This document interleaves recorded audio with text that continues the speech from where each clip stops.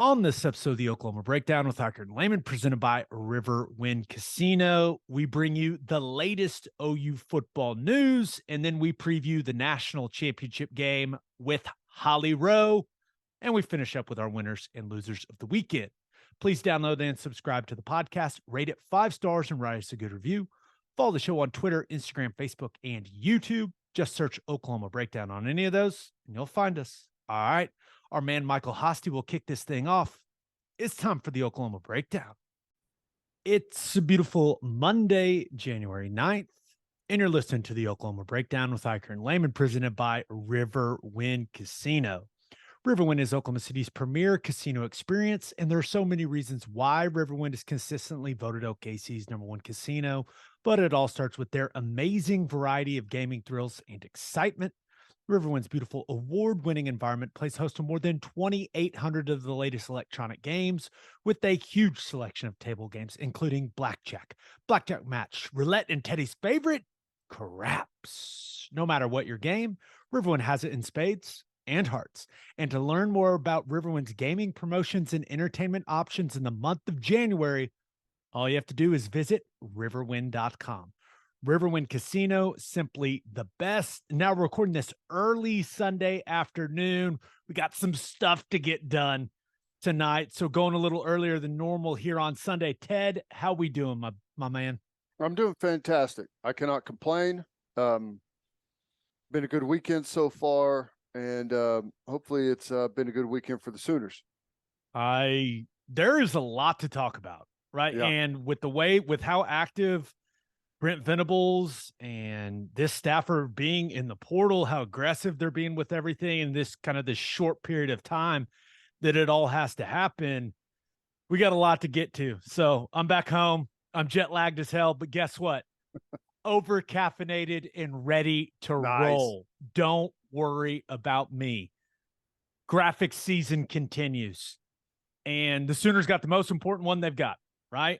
Dillon Gabriel puts out the graphic announcing that he will return to OU for the 2023 season. Loved what the graphic said. Quote, "The island boy found a home in Oklahoma," which honestly, it sounds like there's a country song there. It sounds Right. like there's something that maybe our guy Toby Keith could work with that. Something. It maybe more of a Kenny Chesney vibe with his love of the islands, but nonetheless, man, this is massive news for Brent Venables and Jeff Lebby. We expected it to be this way, but for it to be official, it's the biggest news this football team has got when it comes to the impact on the 2023 season. Just had to happen and did happen.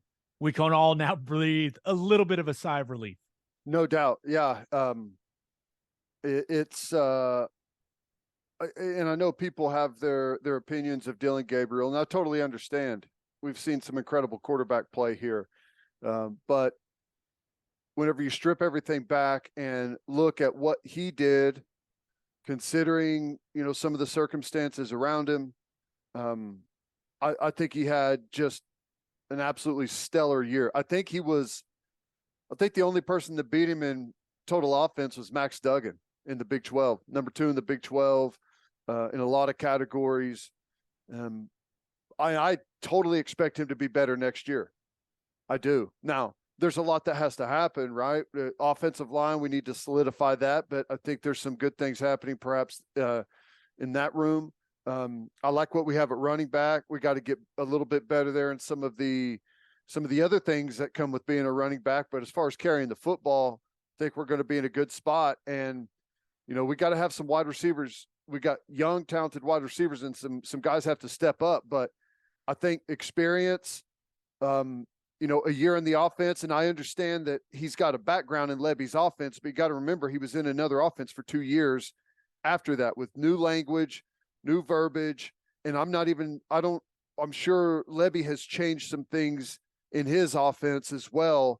So it wasn't just, boom, pick up where you left off. Now, he did have a head start, but carryover going right back into this next spring, like this should be a huge developmental spring for everyone involved now that, everyone's got a year in that system. So yeah, I think it's great. I think it's going to be fantastic. It's It's just so important to have that leader at the quarterback position during the offseason as well. Like a guy that, everyone knows. And I know we're all excited about Jackson Arnold and what he's eventually going to be at Oklahoma. But you look at this offense, Dillon Gabriel is the unquestioned leader of the offense. Right. And that there's just so much value in that, in winter workouts and in spring ball and in summer and training camp. Like, it just makes everyone in the program more comfortable.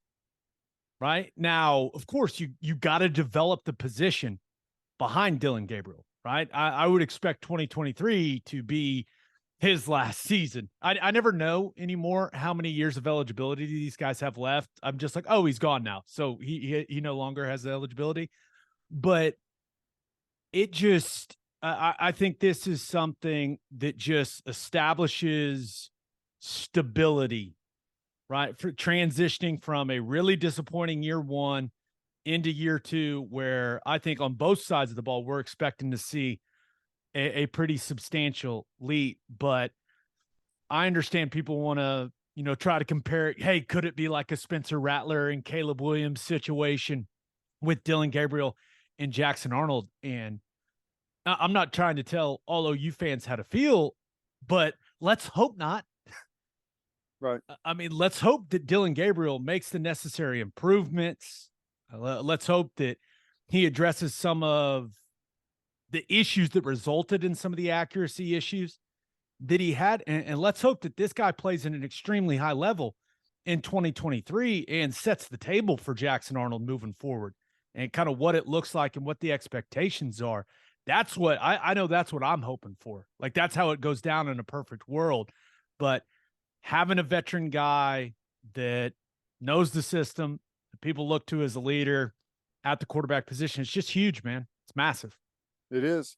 Yeah, I agree. I think that, ultimately what you would like is for Dillon Gabriel to have an incredible season, and kind of show the way for Jackson Arnold, right? To learn from Dillon Gabriel as far as how to handle yourself, handle the offense, just the things that a veteran college quarterback knows that a true freshman doesn't. And there's so many new things being thrown at you. It's hard to coach the finer details, right? With a true freshman, there's some things that just experience, it just seeps in and you just slowly start to understand it. And if you're a true freshman, you're worried about the offense, you're worried about your reads, you're worried about, how to call the offense, how to check at the line of scrimmage. You're worried about all of that stuff. So it's hard to gather all of the real finer details of the position, but you gather that from watching someone else do it, right? If you're the starter and you're getting all the coaching, it's just an avalanche of things. But if you are in that second spot and you can pick those things up and catch the finer coaching points along the way, it makes you that much better of a player than going out there and trying to learn it all on the fly. And I think one thing that's extremely valuable, and this is something that we talked about with Jalen Hurts and Spencer Rattler a little bit. Like, think what you want about what Dillon Gabriel did on the field this year, but off the field, pretty much a model citizen, right? Yeah. Says the right things, does the right things. From every indication we've gotten from his teammates and from the staff, from conversations we've had, leads the right way. I think that Jackson Arnold, we're all expecting that guy here in the near future to be the face of Oklahoma football, right? That's what comes with the quarterback position. But him not being thrown into that immediately is not a bad thing. And him learning how to be the face of the program from Dillon Gabriel, like, that's valuable as well. Now, I'm not trying to make it sound like Jackson Arnold is just going to come in here in January and be like, you know what? No, I'm happy. I'm the second quarterback. I'll just chill on the bench. Like, I don't think that's how that young man is wired. But as far as learning the system and also learning all the other things that come with being the starting quarterback at Oklahoma, from Dillon Gabriel, like that's valuable. And to learn it for, for lack of a better term, from like a chill dude, like Dillon Gabriel, I think that's going to be really valuable for Arnold as well. Yeah. Well, I just think it's not just quarterback, but you can look at quarterback and think of some stretch runs where we had incredible quarterback play. And a lot of that, there's a link there. Guys sat behind a really good player, watched him play, came out, did their thing. I mean, same thing happened at center. Same thing has happened on the offensive line at other positions, or just if you think of it as a group, same thing has happened, at different positions. So there's a lot to learn by watching someone really good in front of you. So I think it's perfect to bridge the gap. Yeah, no, I'm with you. Now, while Dillon Gabriel announced he will be coming back, Marvin Mims has declared for the NFL draft, and he had a really nice season. I know he had some games, just some head scratching drops and things like that. But you look at the end of the year, 1,000-yard season for Marvin. I don't think he had the type of season that you and I thought he was capable of having in the system, but still, an extremely productive year. And I won't lie, I was really hoping he'd come back for his fourth year because I think he could have had a monster year. 1,400, 1,500 yard type year. But, I know this was not an easy decision for him. You got to imagine he's doing what he believes is best for his career, for his family, all that stuff. And off the field, and I know that a lot of the times we're just talking about these guys and what they do on Saturdays, but off the field, as mature as you could ask for, right? Just great with the media, great with how he represented the program. He was awesome, right? Really honest and open about things, and answering questions, that type of stuff. Going to be cheering hard for him to get drafted as early as possible and to have a tremendous NFL career. I just wish he was coming back for one more season, but that's, me being selfish. Yeah. Yeah. He's, it leaves us in a scary position, at wide receiver. Now, we've got plenty of talent, right? You got young guys coming in. We've got some former transfer guys that are on campus. We've got some freshmen that were around and were able to absorb some things and looking to jump into the mix this coming year. But we don't have anyone with a whole lot of returning production. Jalil Farouk's coming back, solid season from him, but I don't know. Well, he wasn't even 500-yard receiver, I don't think, or maybe he was right around that number. So it's somewhat scary. Now, Drake Stoops is coming back. We know the role that he plays. He's going to be your third down, work the middle of the field guy. He's going to, you're going to run some reverse or some quicks and throw some bubbles to him. Every now and then they'll scheme him on a wheel route or something to take off. But, he's not going to be your number one guy. Someone's got to step into that role. Now, I would prefer that someone with some size step into that role, and we've got some options there, but we'll see, man. This is, to me, I think it was one of the most underwhelming positions for this previous season. And if we really want this offense to take off, we've got to have some wide receivers absolutely show up. You and I, let's just be real. We were a little alarmed with how teams played them towards the end of the season. Yep. They did not play defense, from a coverage standpoint. They were ultra aggressive, and you only do that when you're not scared of the opponent's wide receivers. Yep. And there were a lot of issues getting off press, creating separation against man coverage. And now you're losing the one guy that you felt pretty good about running by people. So, yeah, is it an ideal situation at wide receiver right now for Oklahoma? No. You look at it, Marvin Mims, he had doubled the wide receiving yards of the next guy. The next guy was Braden Willis at 514 yards. I mean, Farouk was 466. Stoops was 393. Weiss was 378.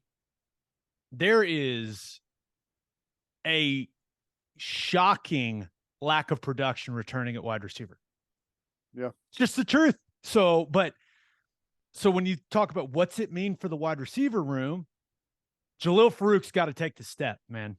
The leap, whatever you want to call it. He's got to go from being a solid guy to the guy. Jaden Gibson, time to figure it out, young man. Yep. Time to figure it out. Nick Anderson, stay healthy, figure it out. Gavin Freeman, right? You got to use his strengths, his speed, what he can bring to the table. Drake Stoops, we know what we're going to get from Drake, right? Now, is Drake ever going to be a 1,000-yard wide receiver? Probably not, but you would assume he's going to get a lot more targets now with Marvin not in the mix.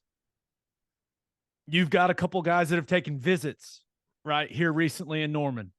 Andrell Anthony, the guy from Michigan, the Bowling Green guy, Tyrone Broden, who's huge. He's like 6'7". But, there's no official word on those guys yet. We should know pretty soon. Seems like those guys enjoyed their visits, but you look at the wide receiver room, man, and it is – I'm not trying to get anyone to panic, but it's certainly not where Jeff Levy wants it to be. It's not – I can't remember it being like this any time since I've been covering the team, and that would be 2012 to present. And, that doesn't mean that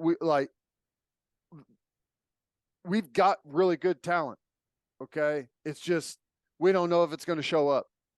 We don't know if Nick Anderson's going to stay healthy. I don't know. Jaden Gibson has some incredible tools. I don't know why he was a no-show the whole season. They couldn't trust him. That's the weird thing. And being down there, the guy's an emotional player. Mm-hmm. Right. I mean, he had some emotional outbursts on the sideline. Guy wasn't even playing in the games. And coaches are having to calm down. It was like, hey, man, you got all the talent in the world. You got to be able to control all of that and go and make plays. Mm-hmm. They got to be able to, the coaching staff has to be able to trust you. It makes no sense that he wasn't able to play a handful of snaps every game for him. Yep.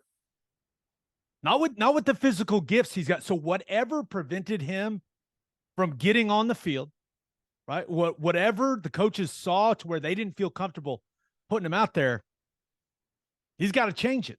Bottom line, because he's got the athleticism, the height, the length. Like, he's got all the tools. So you got to figure it out. Like, I don't know what else to say about it. Like, figure it out. Yep. No, I agree. We'll see. And, I do like the couple of freshmen that we have coming in, Brown and Petaway. We'll see, how I feel about freshmen, but wide receiver is one of the positions where freshmen can play, can make a big impact. So we're looking to see if those guys can jump in the mix as well.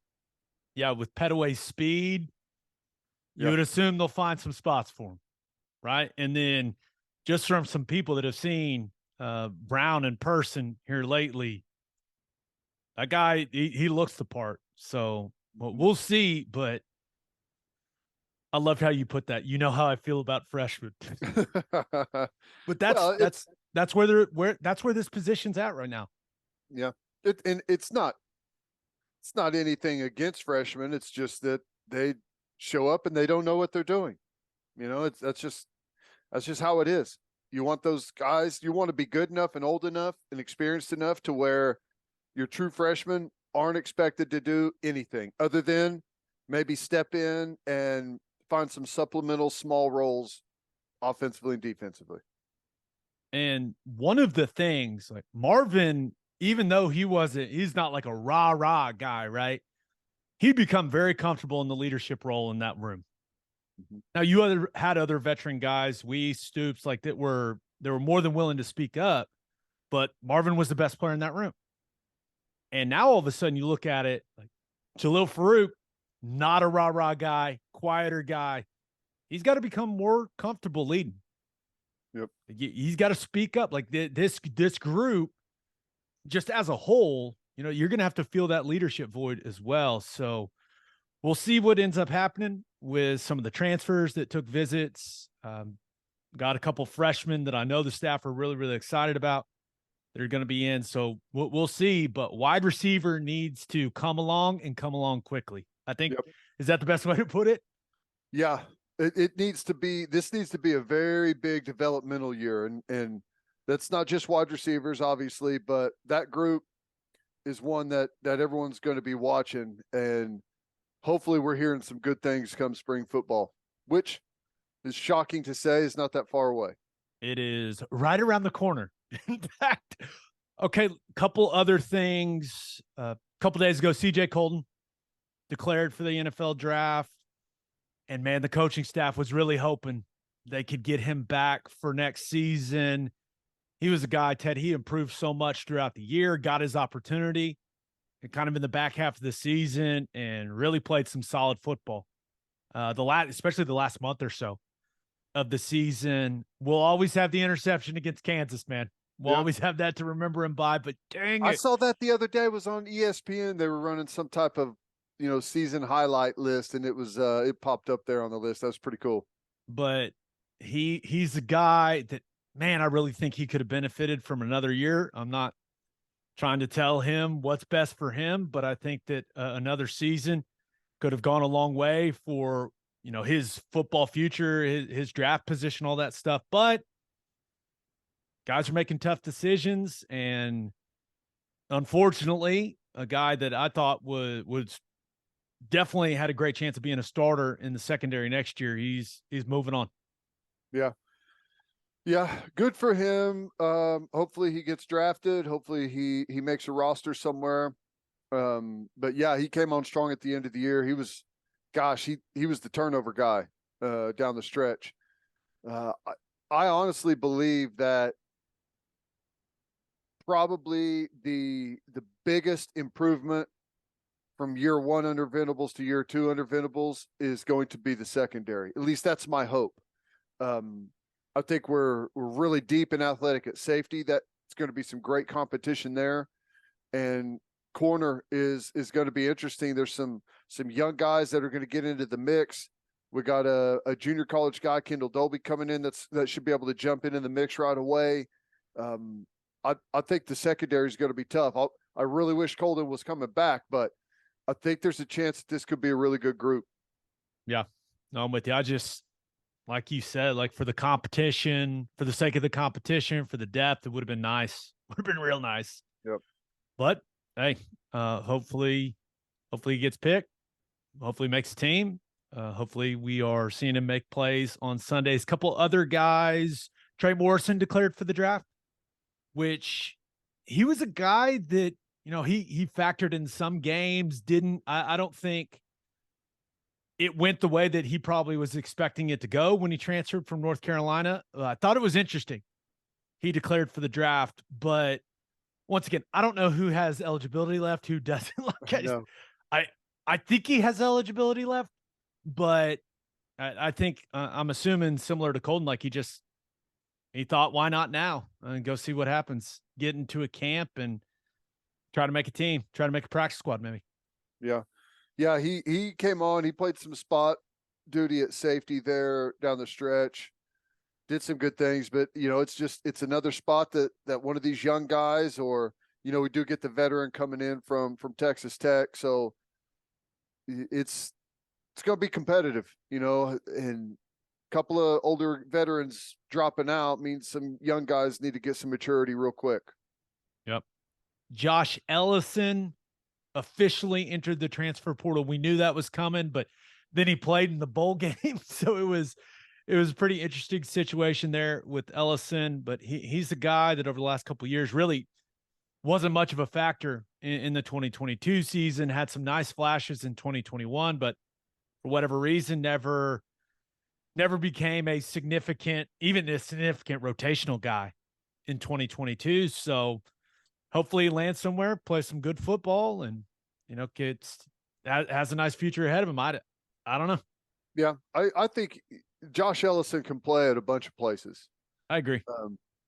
He's not going to be a He's not going to be an all-conference guy in a Power 5 conference, but he can start most any, mid-tier Power 5 type of school, and obviously anything below that for sure. He's good, solid player. He's smart.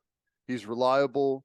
He's consistent. I mean, he was one of the guys that they were talking about through spring and training camp as, just checking all the boxes, doing everything that they asked of him. Yeah. So that was one of the most confusing things, because his name kept popping up when we were, having conversations with the staff, and just, I mean, Faded. Yeah, just never became a significant factor during the season. Okay, couple other things. Now, there are a couple of transfer defensive linemen that have taken visits recently. Do we want to talk about them now, or do we talk about them when they say they're coming? If they say they're coming, like that's the confusing part about all this. Like, how excited should I be, Ted? Like that's the confusing part. Well, I don't know. All I've heard is some rumor stuff. I don't have anything of real substance on anyone on the defensive side. Okay. Well, we'll talk about them then if they commit.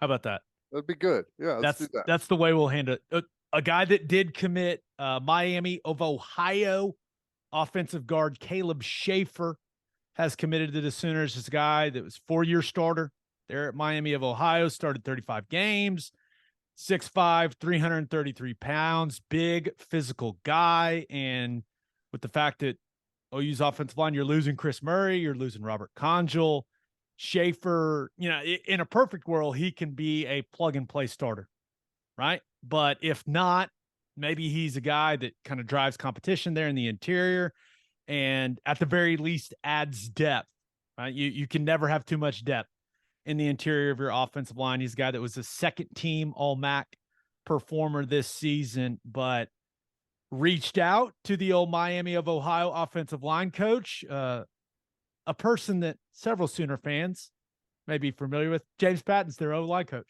Really? Yeah. Okay. So I said, hey, Patton, this guy, I said, hey, man, can this guy play at all?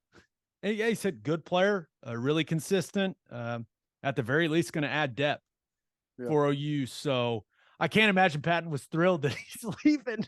Right. But it seems like at the very least, good added depth for Bill Bedenbaugh. And I kind of view it as like, hey, if he's like Robert Conjal, great. Yeah. Right. Great. Now, hopefully he's a better player than that, but that's the kind of measurables look big. He's a big dude. Yeah. Big dude. So I have a feeling that he's got a nasty streak. I mean, I'm sure he's a typical Bedenbaugh guard, but yeah, it seemed that seemed like adding depth at a position of need for sure. Yeah. Yeah. The offensive line, and I was about to say interior, but it's really all of it. There's some good, good quality possibilities there, but a lot of it is just we're gonna have to wait and see how this offseason of development is. Like Guyton, he's got to get some maturity. He's got to continue to come on physically and also consistency. And I guess you could say the same exact stuff for Savion Byrd, high ceiling, but got to be more consistent, got to be a little bit smarter. And that comes with experience. And he gained some important experience there at the end of the game. But, I'm worried about center. Rame going to miss another developmental period to work on strength, to work on all the things that he needed to work on because of injury. So I feel like it's been 2 steps forward, 1 step back with Rame for a while. And, we need some depth at the center position. We need some competition. Yeah, which is why I think you've seen a lot of excitement about the possibility of UCF center Matt Lee taking the visit. Supposed to be a stud. Supposed to be a really good player. I've seen some of his stuff, right? And this is Some people may view this as good. Some people may view this as bad. He kind of reminds me a lot of myself. It's like the exact same size, plays Hey, pretty similarly. if we could get that type of play at the center position, I think everyone would be thrilled. He's ranked. I was looking at some of the portal stuff. He's the highest ranked, whatever that means. Portal offensive lineman left in there, and I think it'd be good for Rain to have some competition, right? I don't feel like he's being pushed by really anyone. That's no shot at any of the other guys on the roster, but it just he's a talented guy. If he can refine some of that technique, I think Andrew Rain could be a day 2 draft pick with his physical tools. If he could just put it all together, I think he could be a 3rd round, 4th round type guy. I really do. But he needs to have his job threatened a little bit. Yeah. That's good. That's a good thing that will get the best out of him and get in a guy that's played a ton of football at in a good conference there in the American. That may end up having, and you could always put, hey, get your best 5 out there, whether that's the Matt Lee kid playing guard or Rain playing guard. Like, it's all about creating that sense of competition and just getting your best 5 on the field. So we'll see. I think the Lee kid, he took a visit to Miami as well. We know that Miami, they're pretty good at doing what's necessary to grab some of these guys. But yeah, hopefully his relationship with Dillon Gabriel and all that stuff, hopefully that can end up, landing Matt Lee here at Oklahoma. I don't know though. I haven't really heard anything on it. Well, supposedly there's a really good relationship with, I think Levy's the one that recruited him and got him to go to UCF. So there's a history there as well. But yeah, Miami, they've been getting some offensive linemen now. Wow, their recruiting class at offensive line was incredible, and they've been stacking them up there. So I imagine that's going to be the team to beat right there. But yeah, that would be great. We've got to add some depth there, and I think they're still probably trying to add some tackle depth as well through the portal. You can never have too many tackles. No. Yeah, as we showed last year whenever we played our 5th tackle in the bowl game. Yeah, especially with Sexton blowing his knee out in the bowl game. Like, when's he going to be ready? Just from my experience, it took about 10 months to feel good, but everyone operates and recovers at a different speed. So hopefully he can get back sooner than later. But that did not look good against Florida State. But do you think people are excited about what we just talked about, or are we scaring people? I'm trying to decide. Cautiously optimistic. There we go. Okay, good. Some good stuff in there, but it's got to be a productive offseason, man. It has to be. Yeah. Okay, let's get to call your shot. We asked you guys the most important thing that happened this week for OU football. This first one comes from Aaron Woodard, who says all of the enrollees staying healthy at their respective All-American games. That's a great point, right? We talked about the Under Armour All-American game and, kind of some of the things we had heard about those guys. When did it become not the Army All-American game? When did the Army lose the sponsorship? Don't know. All-American Bowl now? Like, what happened? It's weird. I don't know. That is not my expertise. This would be the first year that I was aware that it was taking place. Yeah. Well, I saw some stuff with Makari Vickers. That guy looks like he's going to be. He's a stud. And the thing that stood out to me, me, everyone else is, looking at them making guys miss, just looking at the lower half, pal. Yep. Good stuff. Power centers in place there for Vickers. Let's go. He's a stud, man. He's a stud. And, the other guys that at the, whatever the other one is, played well. Quarterback played well.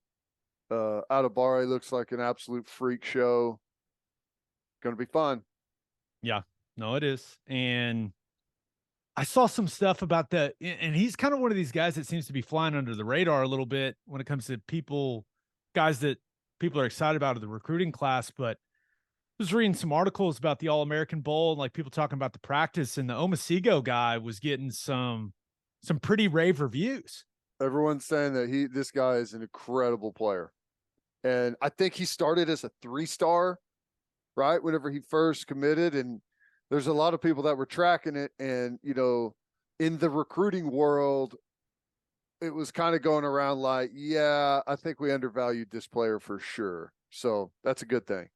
Well, yeah, but a lot going on. Hopefully we didn't miss anything. I think we covered pretty much everything. Hopefully. All right, birthday shout outs. Happy 8th birthday to Ellie Arnold. Is that right? Yeah, I think. Ellie Arnold. Happy 11th birthday to Ooh, good luck, Milana Vigil. Milana Vigil. Milana Vigil. Vigil. We're so good at this. Happy 15th birthday to Sonny and Ashley Ramsey. Happy 13th birthday to Blake Ranke. Happy 42nd birthday to Ryan Foshi. Happy 65th birthday to Robert Jennings. And happy half birthday to Heath Hornbeak. Well, you opened a can of worms on that one. Oh, boy. They send the DMs in. I just read them, Ted. I just type them as they are, I like it. All right, let's talk national championship game with Holly Rowe. But first, the only place to stop when you're road tripping is Love's Travel Stops.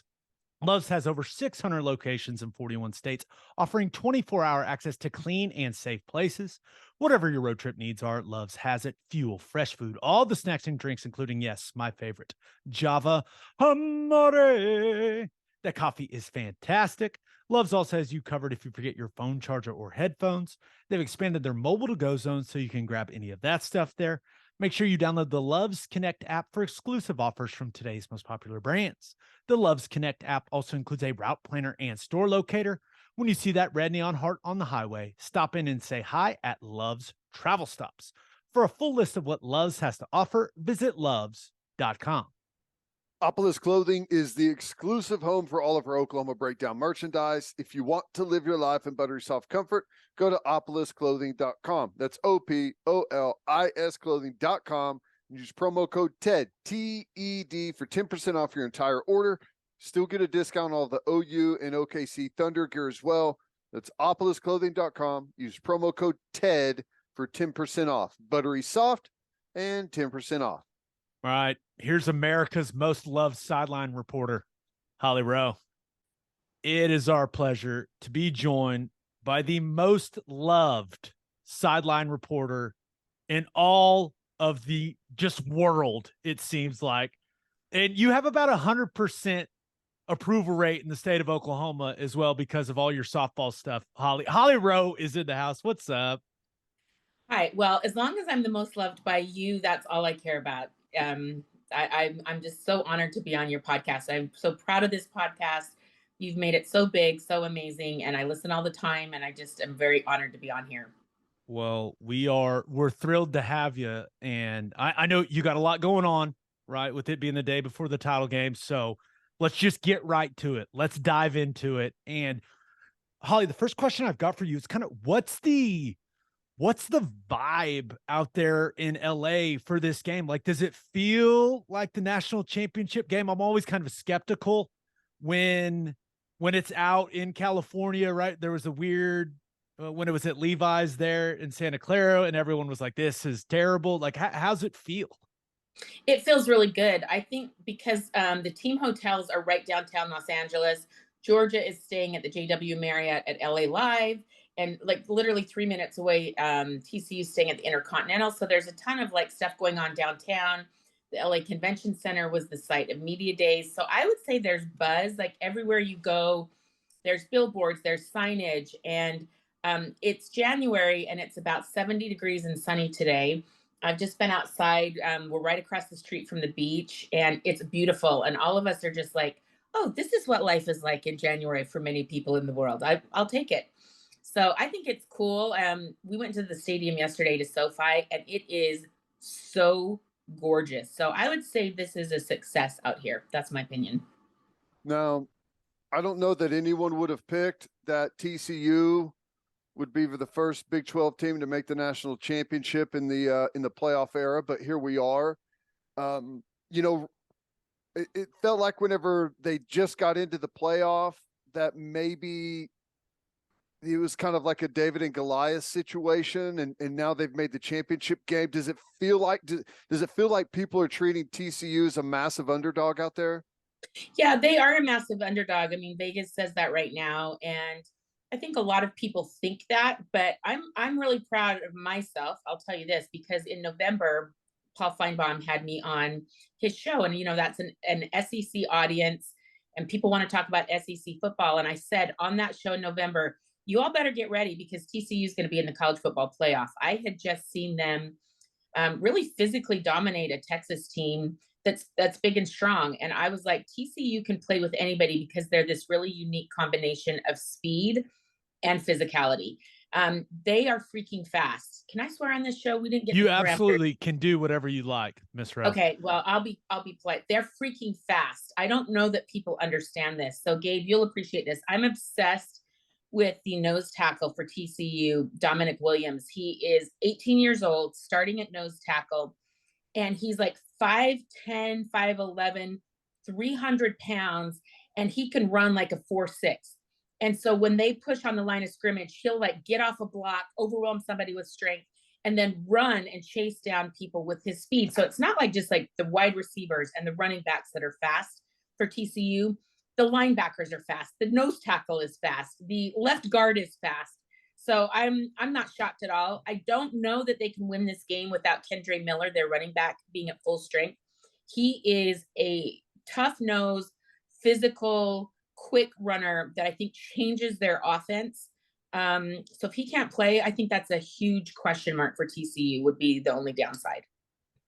You've had TCU a couple times. You've had Georgia. Do you think, and this was the big question going into the semifinal for TCU against Michigan, right? Would they be able to hold up at the line of scrimmage? And not only did they hold up, they won that battle at the line of scrimmage against Michigan. Do you think TCU's got a chance to hold up at the line of scrimmage against Georgia?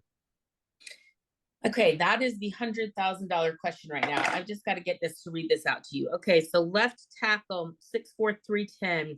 Left guard, 6'7", 310. Right tackle, 6'7", 330. This Georgia offensive line is massive.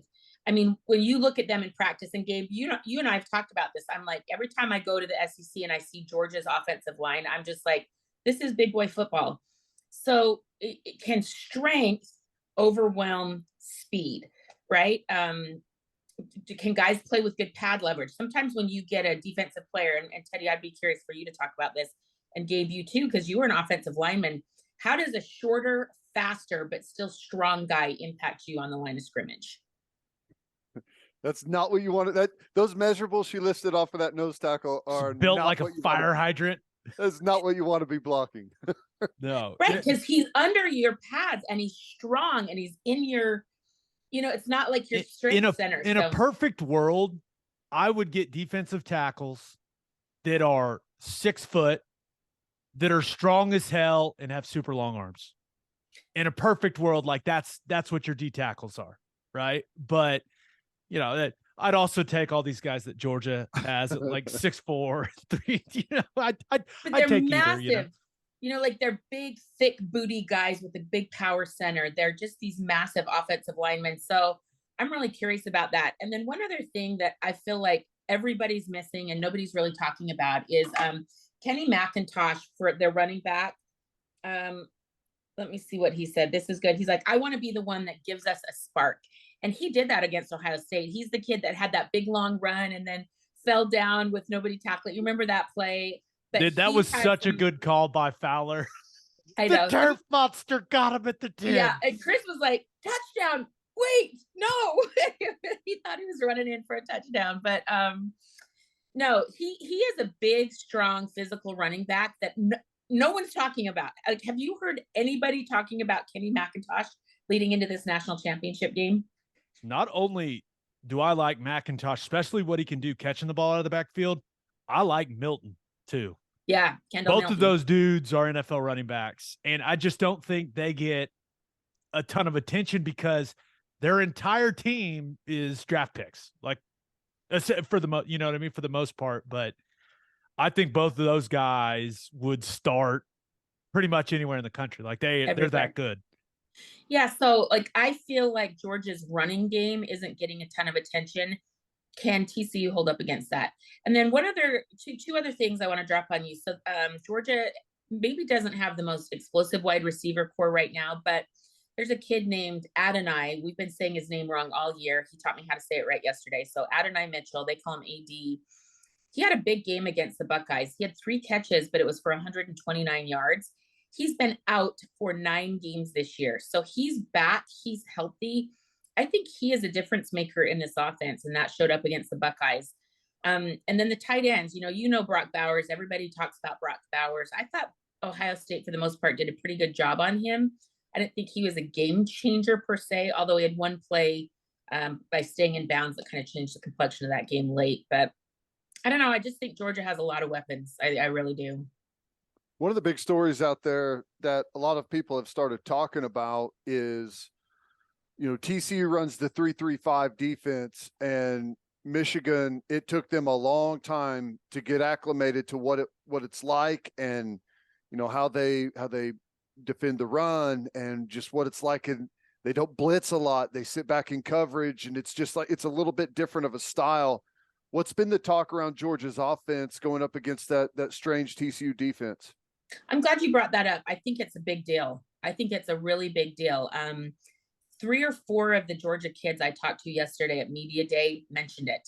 And the most important person that mentioned it was Stetson Bennett, the quarterback. He has been watching a ton of film.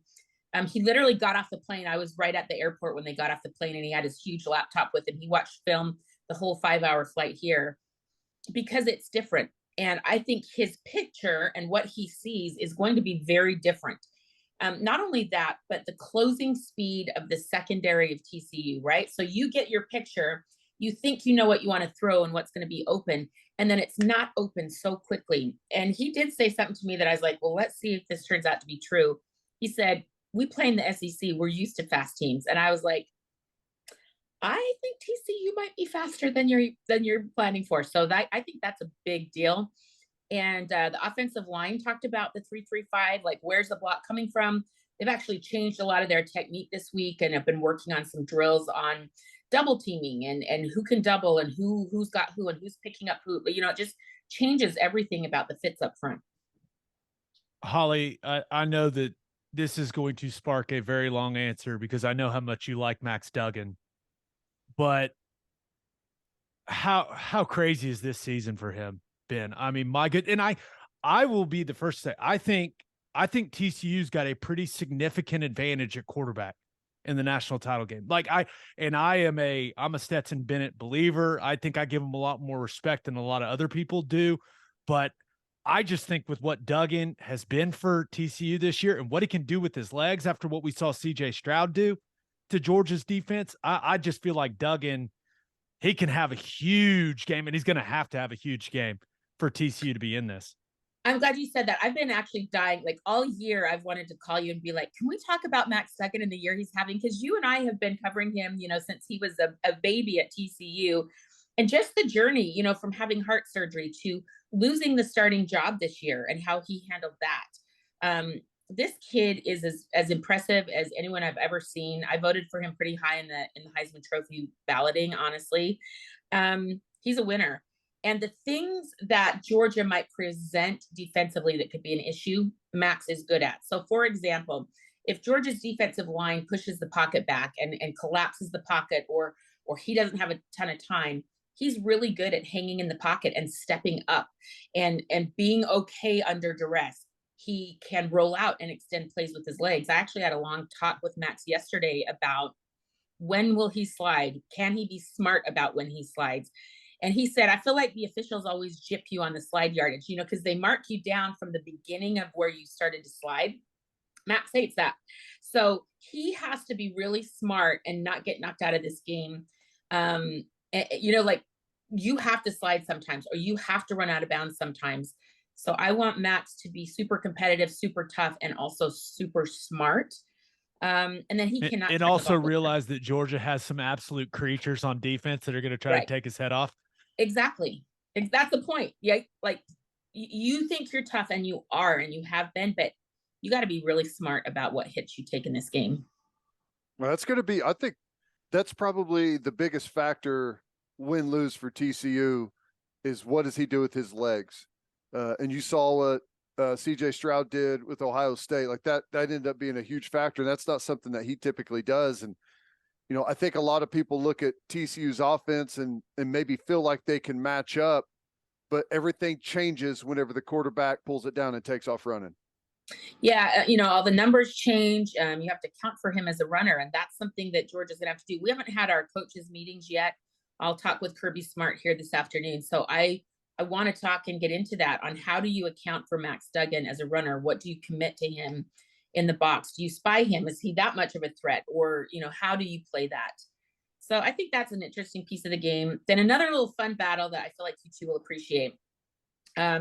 So Alon Ali is the center for TCU. He's done a great job. He's a transfer from SMU. He came in, he already knew Sonny Dykes' system. So he has been able to really kind of transform that offensive front. Well, he's going to have number 88, Jalen Carter, across from him. And I asked him about that. And he said, I want to play in the NFL. I'm not scared of him. I'm going to have to block guys like him all the day. I have plans to play on Sunday. This is just going to be like what I'm trying to do in my life. And I loved that answer, right? Like he's not like worried about holding up against Jalen Carter. And now this is breaking news. I'm only telling you guys, I was going to save this info for my game day hit tomorrow morning, but I'm going to give it to you because I love you guys. Yes. Jalen Carter did not play great against Ohio State. He was tired. He was fatigued. He was on and off the field. I don't think he had a high motor for a lot of the reps he was in the game. And I think it showed up. Do you guys agree with that? Definitely. Yep. Yeah. So I asked him about it and I said, okay, don't be mad at me, but I just need to ask you about fatigue against the Buckeyes. And he's like, oh yeah, I was tired. Like he totally owned it. He's like, I didn't feel right. I wasn't in shape. And so every single day since the Buckeyes game, he's been running. He's been doing sprints. He's been doing long jogs. He got up yesterday morning before media day at 8 a.m. to run on the treadmill in the team hotel. So I like that Jalen Carter has taken some personal accountability for his fatigue against the Buckeyes. And he's had 9 days to get in better shape. And I do think you can change your cardio and your, I don't think it's that unthinkable that he can be in much better shape for this game. So I thought that was kind of cool story. He should have just told you he had the flu. That would have been better. It's like, no, I was sick. I was dehydrated. Sick. Yeah, no, I just, that's interesting. And he's got to be a big factor for them because clearly, I mean, everyone expecting him to be probably the first defensive tackle off the board in the draft. So I'm excited to watch him and Avila, the left guard for TCU, who I think is going to be an early round guy as well. That's going to be a fun battle.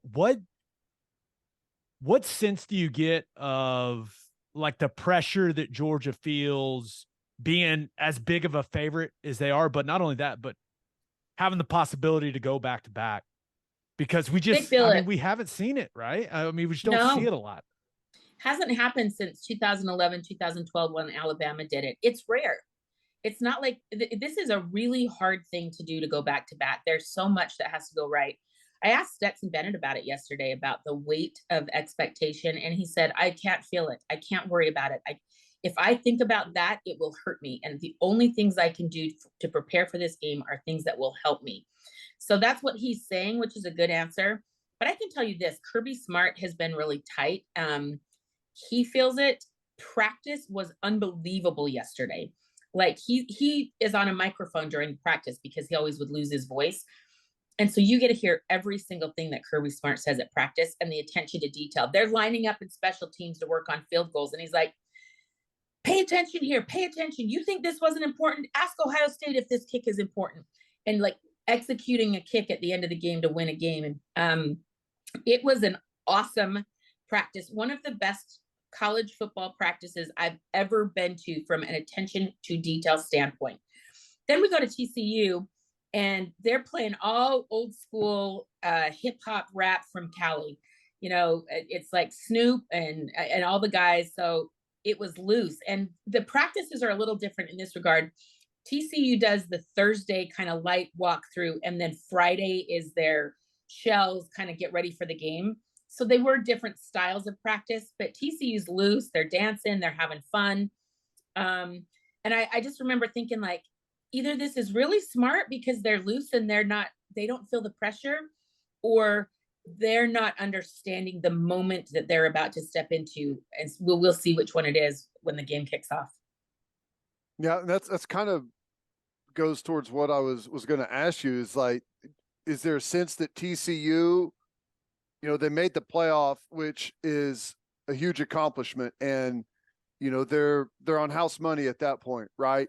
And then they win the semifinal, they're in the national championship. Is there a sense that they're happy with making it no matter what the result at this point? No, I think they believe they can win. And part of that reason is how they're winning, right? Like, they dominated Michigan. I know Michigan came back and made some plays late in that game, but they're up big on Michigan, the Big Ten champs that had just trounced Ohio State. I think they feel like they are competitive with everybody, and they have been this year. They really have been. They have had a tendency to get down late early in games throughout the course of the regular season and have to stage these furious, dramatic comebacks. They can't afford to do that against Georgia. But Sonny Dykes told us a cool story. So he coached at Louisiana Tech when they were 10-0 one year, and they had a chance to win a game to go to the Orange Bowl for the first time in school history. Like, really big deal for Louisiana Tech. He said, I was so tight and anxious, and that's how my team played. Then he was at Cal. They were 7-0, played a tight, anxious game and lost to Utah. He said one other example. What was it? SMU. He was at SMU. They were 10-0, and again, felt the weight of that perfect season, was tight and anxious. So Sonny Dykes said, I cannot coach that way. My team feels it.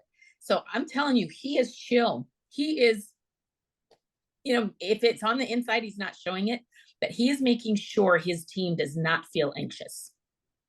It's the power of the hypnotoad for Sonny.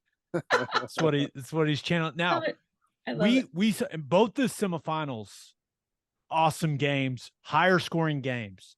Is that the type of game you're expecting tomorrow night? Are you expecting some points to be scored in this bad boy? Yeah, big time. I think Quentin Johnson, the good TCU wide receiver, said it best. There's some holes in that Georgia defense. I don't think this is an elite secondary. And I don't mean that in a disparaging way. It's just reality. They've given up explosive plays. And I think TCU feels like they can hit explosive plays against Georgia.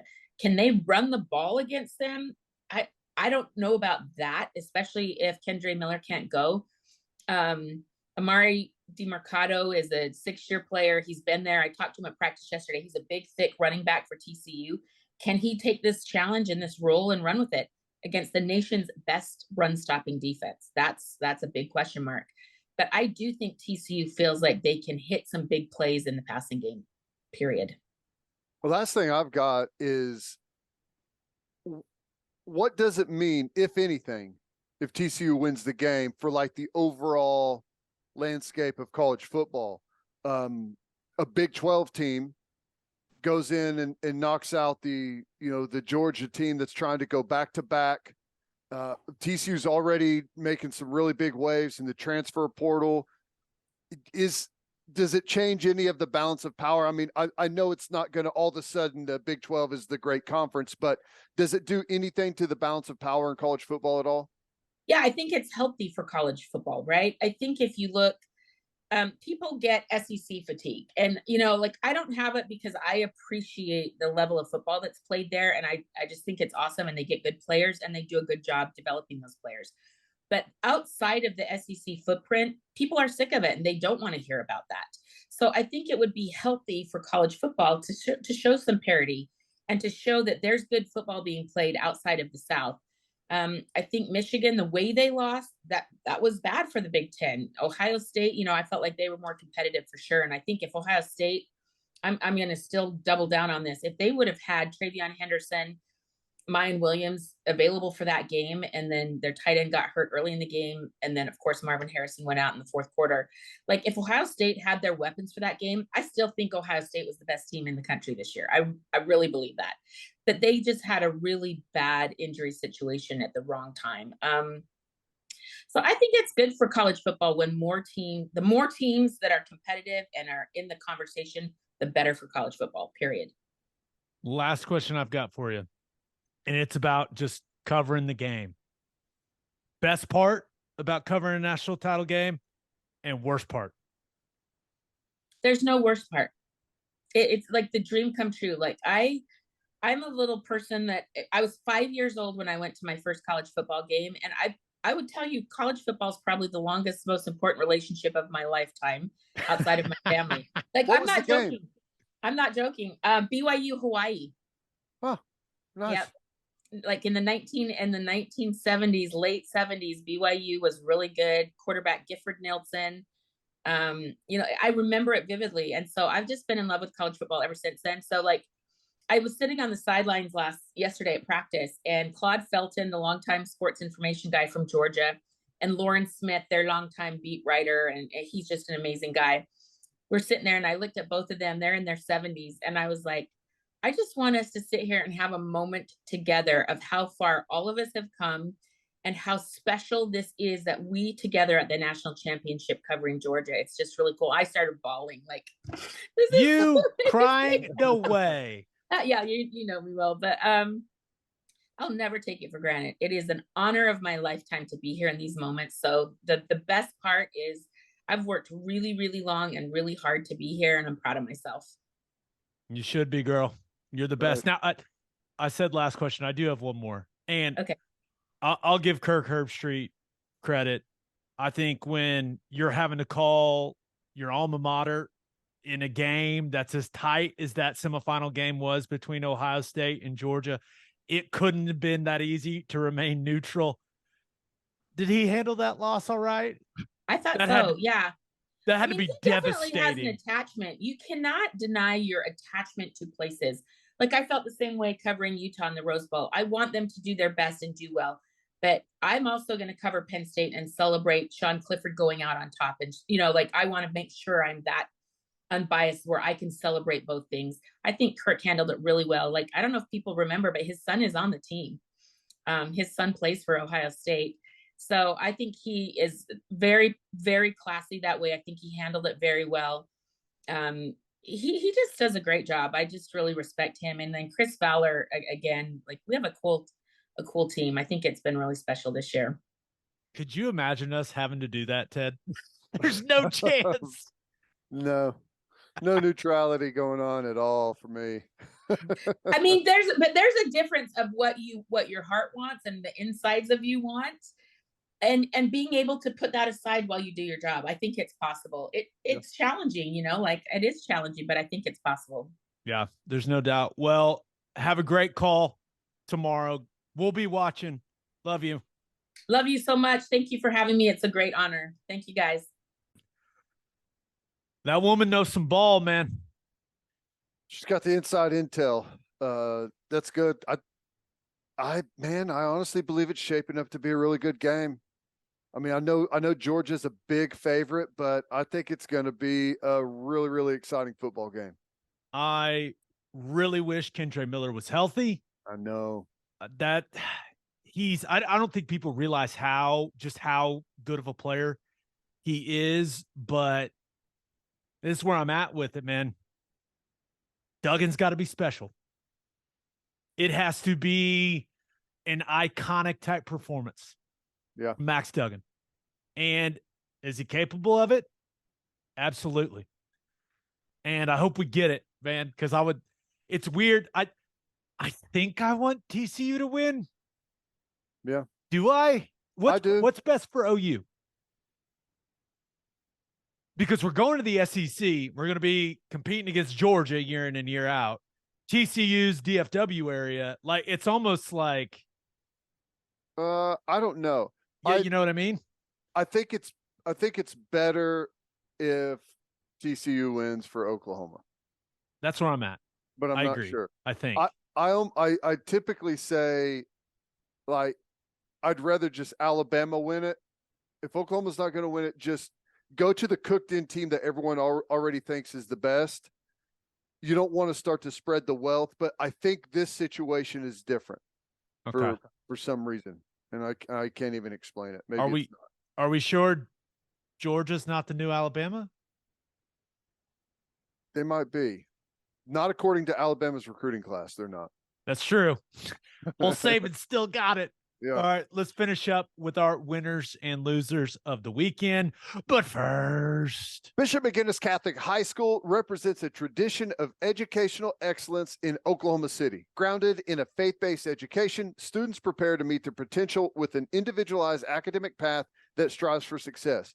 Bishop McGuinness offers a college prep curriculum that includes 22 AP courses, participation in OSSAA athletics, where they've won over 100 state championships in numerous clubs and organizations for students to join and grow. If you want to provide the best possible educational and spiritual development for your children, contact Bishop McGuinness Catholic High School or visit bmchs.org. Financial aid is available.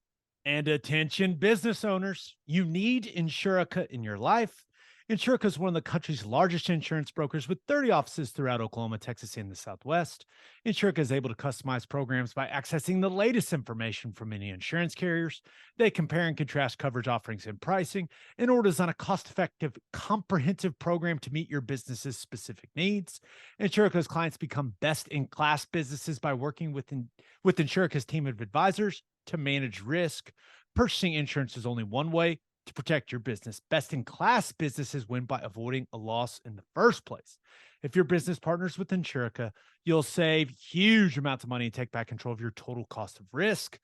I'm an Insurica client, and you should be too. If your business wants to be best-in-class, connect with Insurica at Insurica.com. That's INSURICA.com. As always, Ted, kick us off. Who do you have as your winner of the weekend? And I had to go with Florida State. Now, we knew that Jordan Travis, quarterback, was coming back. We knew that their leading rusher, Trey Benson, was coming back. And we knew that their leading receiver, Johnny Wilson, was coming back. They got some good news. And I don't know what they expected down there, but kind of comes as a shock. Jared Verse has decided to stay at Florida State. And the latest ESPN mock draft has him going at number 11.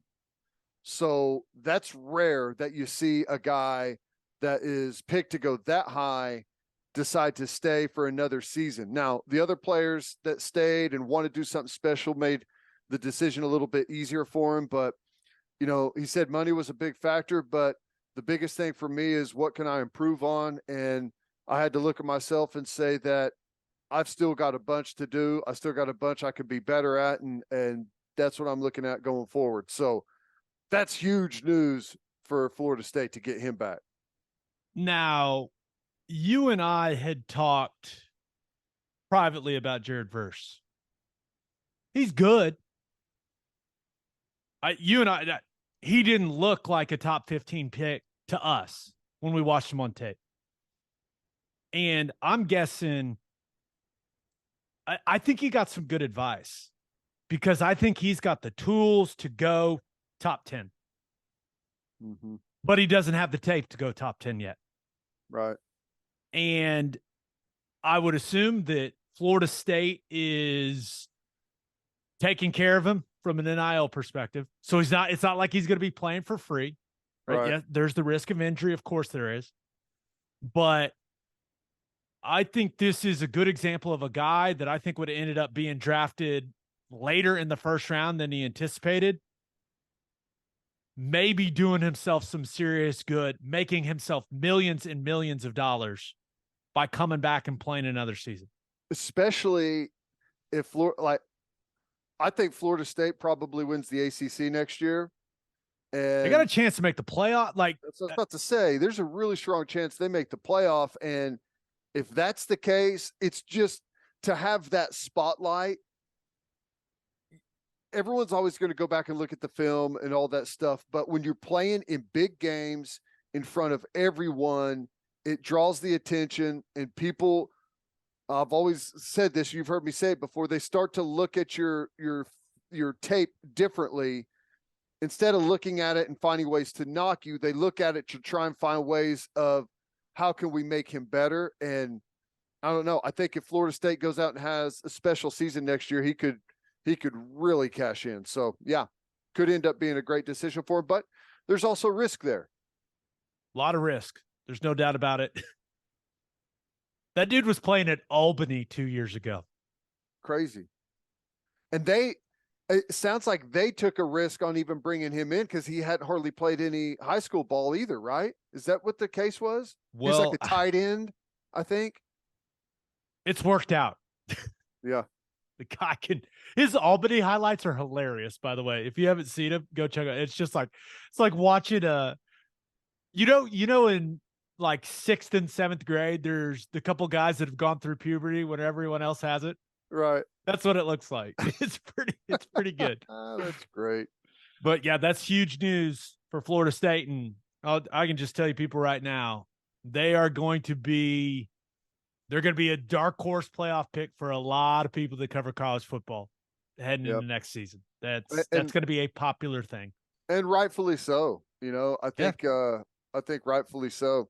They've got the biggest thing when you have your quarterback coming back like they do, and he's a dual threat guy, and then your leading rusher and leading receiver, it's hard to really turn your nose up at that with Florida State. And those schedules always tend to be, I don't know, how do you say? I guess they seem to be winnable, I guess is maybe the way I should put it.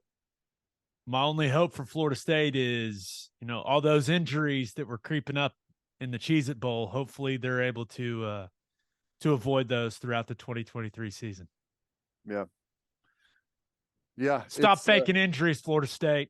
Yeah. It's something that we need to get a grasp on for sure. All right. Who do you have as your loser of the weekend? Got to go with Oklahoma State. And it's gotten pretty bad. Oklahoma State is they are bleeding players right now. And it's not just down roster guys. It's guys that are big contributors for them. Leading guys in those categories for them. It's been wild to see how many guys have transferred out. Johnson at wide receiver, Bryson Green at wide receiver, John Paul Richardson. I mean, there's just, the list goes on and on for guys that have transferred out. And obviously we know that the defensive guys, they lose a great backer. They lose a rush guy. They lose their quarterback. It's wild, man. I don't know that I've ever seen anything like this since the portal has started. We've seen teams lose a lot of guys, but this many key contributors. I don't know that Oklahoma State, like they've had some transfer guys come in, but their philosophy, their style has been gather guys up, get some experience, and then like every 3 years or so, they ramp up with all the experience on their team. Well, they're losing it all. I don't know how you recover from this. I wonder like what's going on. There's got to be a catalyst, right? There's got to be something. Whether it's, and I know that the fan base, they'd criticize Casey Dunn a lot. He's the receivers coach and the coordinator. And you look at all the receivers being in the transfer portal, that's strange. And I know that Spencer Sanders put the kind of, that hand over mouth laugh emoji out there, deleted it really quickly, which, dude, once you put it out there, might as well keep it up. Everyone's going to screenshot it anyways. But I do find it odd that he hasn't landed anywhere yet. But yeah, I think John Paul Richardson is the one that a lot of people were like, oh my gosh, really? Yeah. Because I think he was the captain for their bowl game. Yeah. So I don't know what's going on, but I think it's 15 guys And a big chunk of those 15 guys are contributors. Like they're players. It's not 3 deep guys and guys that haven't played for you that are looking for a place to go get some reps, man. It's wild. It's your quarterback, your best, your most productive player on defense, Mason Cobb, and then all your best wide receivers. Other than Presley. Right now, you lost one Presley. You haven't, as far as I know, Brendan Presley still in the mix there at Oklahoma State, but who knows? At some point, he's probably going to be like, well, dang, maybe I should bounce too. But lost Jabbar Muhammad, your best cover guy. What, he's going to Washington? Oklahoma State fans have to be freaking out. I know they're not happy with Gundy right now, and I don't know what the details are. I don't know why guys are jumping ship, but man, got to be frustrating. It definitely. It's weird. All right, let's get to my winner and loser. But first, First Fidelity Bank is a full-service financial institution based in Oklahoma with tailored solutions for all your personal and business needs. Checking accounts, saving accounts, home loans, and much more. They do it all, whether it's online banking from your computer or mobile banking from your phone. Everything is stress-free with FFB. Making mobile deposits, paying bills online, and moving money to different accounts could not be easier. First Fidelity Bank provides free ATMs worldwide, making banking convenient wherever you are. They also give back to the community. FFB donates a total of more than $500,000 to local charities and educational foundations. Make your life easier and go bank with First Fidelity Bank. Visit ffb.com for more information. And if you're a whiskey or bourbon drinker, stop what you are doing. Head to your favorite liquor store and buy some Balcones products. You got to grab some of Balcones Lineage single malt whiskey. It was voted one of the top 20 whiskeys in the world by Whiskey Advocate, and you'll be shocked by how affordable it is. Also, you got to snag some of Balcones Baby Blue Corn whiskey. It's made from blue corn. That's the fancy corn. And that is why it has won more than 25 awards. Last but certainly not least, you got to buy some of Balcones Pot Still Bourbon. Its big flavors make it the perfect bourbon to drink year-round. Remember, in 2012, Balcones Single Malt won the Best in Glass competition, beating brands like Johnny Walker and Macallan. This stuff is the real deal, people. If you love great whiskey and bourbon at a great price, then Balcones products are the only way to go. The whiskey may be made in Texas, but the owners are from Oklahoma. To find a liquor store that has it, visit balconesdistilling.com. All right, for my winner of the weekend, I thought about going with Broncos fans. It was a long season, but I guess they've got a little hope. Saints gave Broncos permission to interview Sean Payton. Sean Payton already said that he's talked to ownership. Now, I guess nothing in an official capacity can happen until I think it was, January 17th or something like that. But after the disaster that was Nathaniel Hackett, that they have to feel a little better, right? Knowing that Sean Payton's even interested in talking to the team. Yeah, I'm shocked he's interested in talking to him. I didn't think anyone was going to go take that job with how limited they are right now moving forward. The future is, like, if you don't get Russell Wilson figured out to where he's playing like he was previously, like, it's going to be really hard to turn that thing around. So, hey, if Sean Payton's interested, they're in a good position. So, yeah, I think that qualifies them as winner. I do wonder, all the Sean McVay stuff, like, it seems like he's going to be done, huh? It's wild.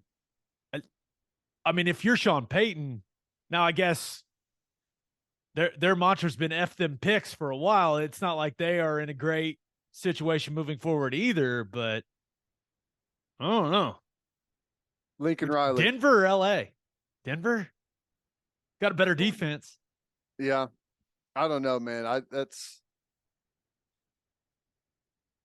don't know their future situation as much as I do Denver's. Like, they've got some serious salary cap issues with Russell Wilson's contract, and they've got some serious draft issues.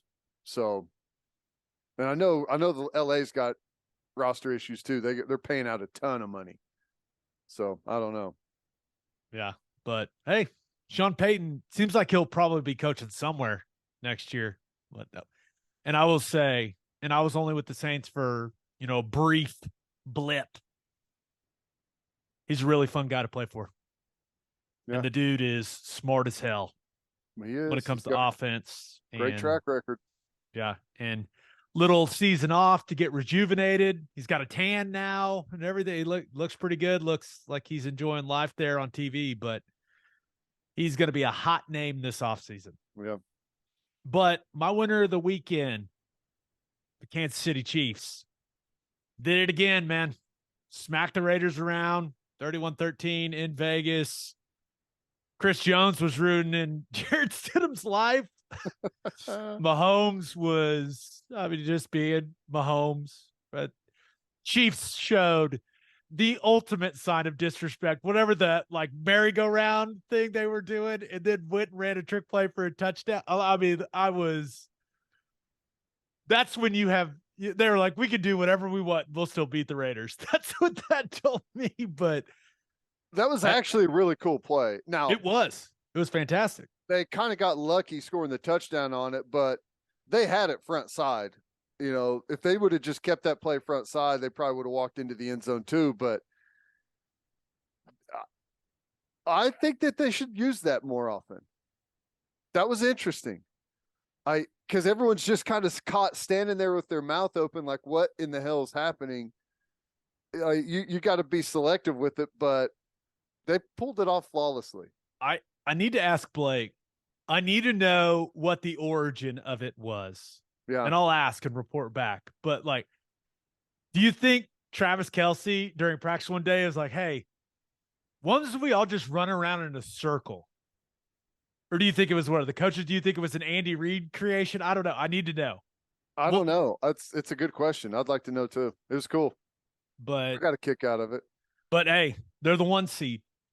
And it's massive because you get a bye, right? And so they clinched the 1 seed in the AFC. There were a lot of new pieces on that team from a year ago. Lose Tyreek Hill, go 14-3.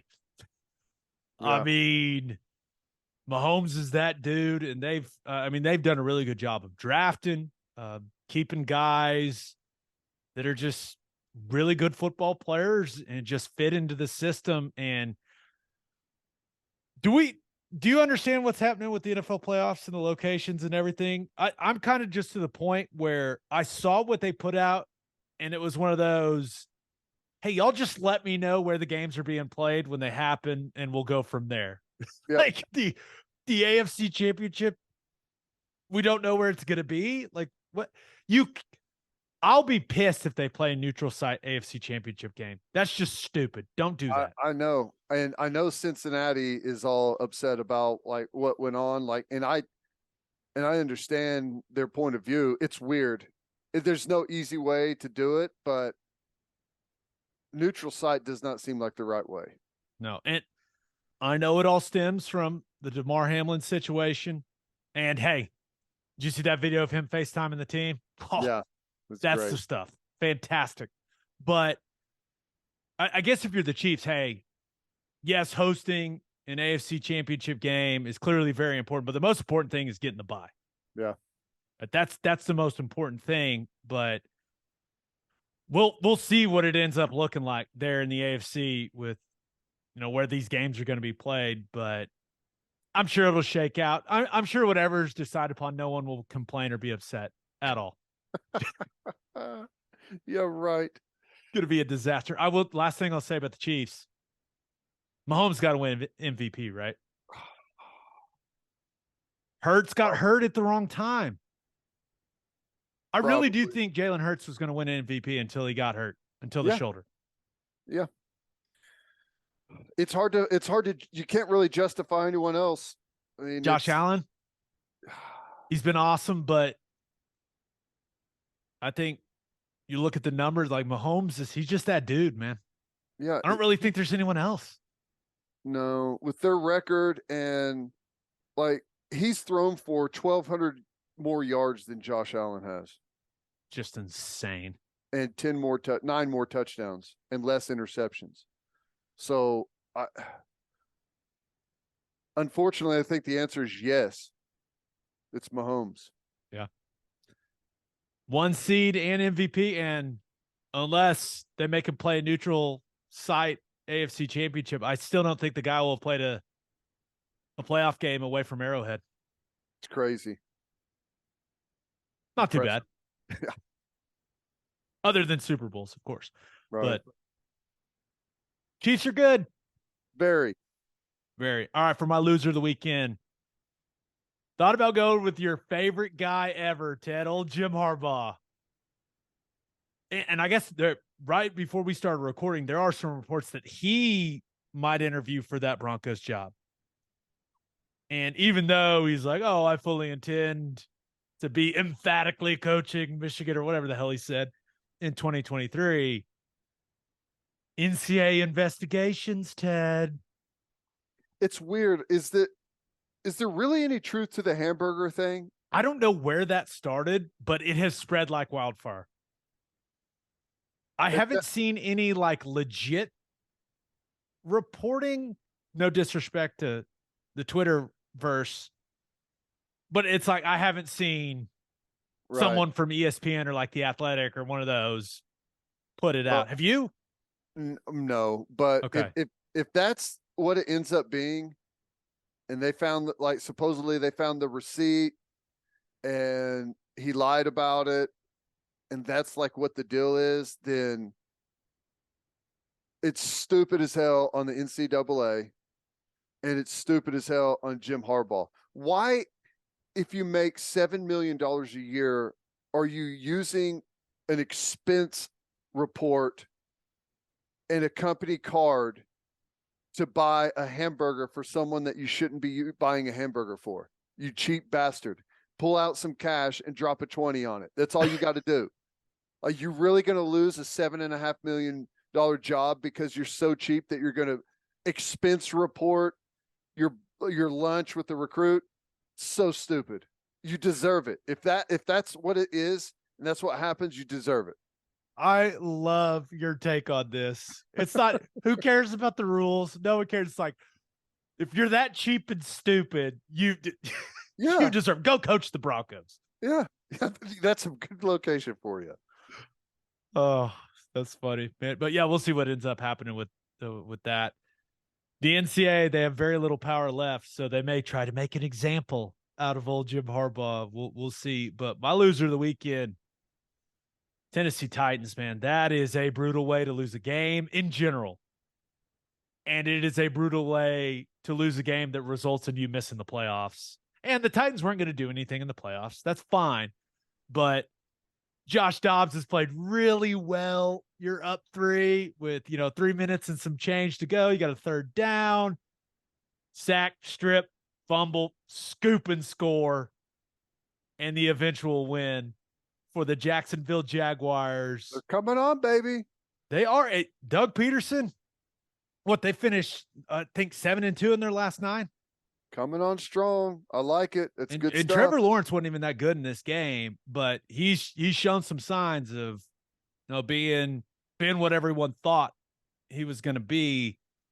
But the Titans, and I think everyone that you talk to from a football standpoint, when it comes to who are the best head coaches in the NFL, Vrabel's in that conversation with pretty much everyone you talk to. And they lost their last 7, man. Oof. It's been incredible, the job really that he's done there. And he hasn't had a quarterback that you would consider to be even in the top 10, right? Even probably not even close. So, like, for Tennessee, like, they've kind of, I think they've exhausted what all they can do without a quarterback. They got to find a quarterback. Yeah. And I'm guessing that Vrabel's going to have more control because, remember, that was that whole weird situation. They fired their GM, but the Jags ended up winning the AFC South, man. That was impressive, and it's going to be valuable experience for Trevor Lawrence and that team.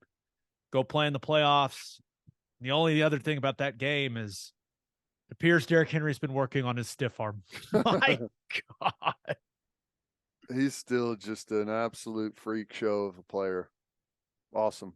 He's fun to watch, but yeah, kind of really, really rough stretch to finish the year for the Tennessee Titans. But hey, we'll see what these Brutal. NFL playoffs looks like. I'm looking forward to it. It Looking feels forward to very wide like, open. it feels wide open to me. I don't know about you. No, I agree. On that note, episode 281 in the books. We'll have a new podcast that'll drop Wednesday. Just a reminder, you can hear Teddy from 3 to 6 on 94.7 The Ref. You can hear me from 2 to 5 on Sirius XM Big 12 Radio, channel 375. Hope you all have a great week. Until next time, we appreciate y'all for listening. Do what you always do, Oklahoma. Take care of each other.